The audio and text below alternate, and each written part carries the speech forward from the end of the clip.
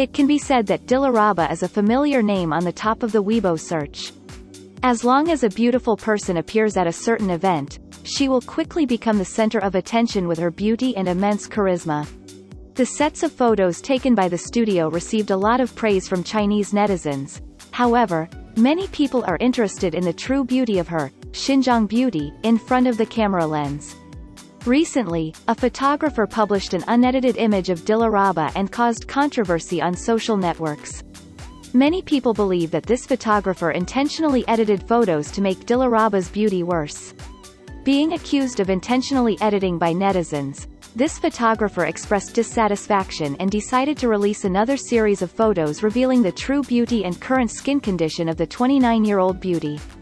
Looking closely, it can be seen that Dilraba is currently facing a lot of signs of aging, from sagging skin, wrinkles, and obvious dark circles. The more closely you look, the smoother the skin surface will be. Trang Sohu commented that, although the contours of Dilraba'S face are very delicate and sharp, the beauty's skin is a defect. This photographer's post caused a stir on social networks. Sohu page also found more images from Dilraba'S live stream and movies for comparison.